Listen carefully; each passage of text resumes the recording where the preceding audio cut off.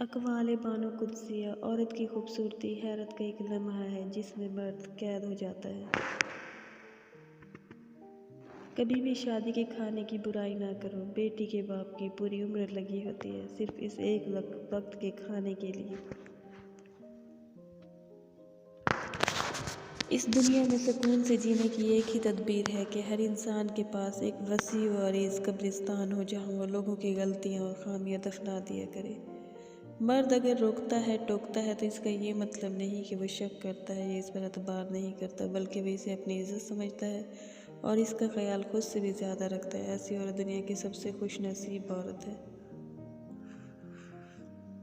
اللہ دکھ بھری داستان کو بڑے دھیان سے سنتا ہے، کچھ غم مٹا بھی دیتا ہے، کچھ الجھنیں سلجھا بھی دیتا ہے، لیکن اگر سارے ہی غم سلجھ جائیں تو آدمی اور اس میں بات چیت بند ہو جاتی ہے۔ مرد کے دکھ خاموشی کی کوکھ میں جنم لیتے ہیں اور اندر ہی اندر سرایت کرتے جاتے ہیں، جبکہ عورت کے آنسو ہر طرف شور کرتے ہیں۔ مکافات عمل کا سلسلہ بہت وسیع ہے، یہ نسل در نسل چلتا ہے، اس کا ذمہ خود اللہ تعالیٰ نے لیا ہے، اور اس میں کسی کا آپ کے ساتھ کیے گئے ظلم و ستم کا نتیجہ ہوتا ہے اور وقت نہیں لگتا بازی پلٹنے میں۔ بے شک اللہ بہترین انصاف کرنے والا ہے۔ اللہ تعالیٰ جس کو اپنا آپ یاد دلانا چاہتا ہے اسے دکھ کا الیکٹرک شاک دے کر اپنی جانب متوجہ کر لیتا ہے۔ دکھ کی بھٹی سے نکل کر انسان دوسروں کے لیے نرم پڑ جاتا ہے، پھر اس سے نیک اعمال خود بخود سرزد ہونے لگتے ہیں۔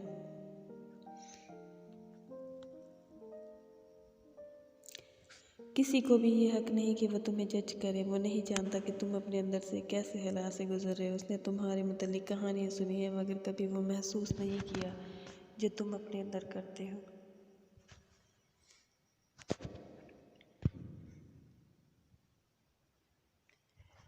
حسد کا جذبہ احساس کمتری سے پیدا ہوتا ہے۔ جو شخص اپنے آپ کو گھٹیا سمجھتا ہے وہ دوسروں سے جلتا ہے۔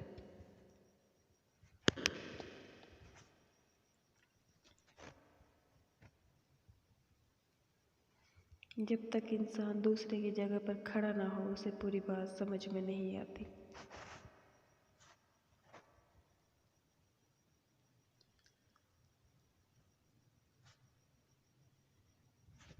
اکثر اوقات سچ کڑوا نہیں ہوتا، سچ بولنے کا انداز کڑوا ہوتا ہے۔ ہم سچ بولنے کے ساتھ ساتھ دراصل دوسرے کو ذلیل کر رہے ہوتے ہیں اور توقع رکھتے ہیں کہ ہمیں ذلیل کرنے کی حرکت کو صرف سچ ہی سمجھا جائے۔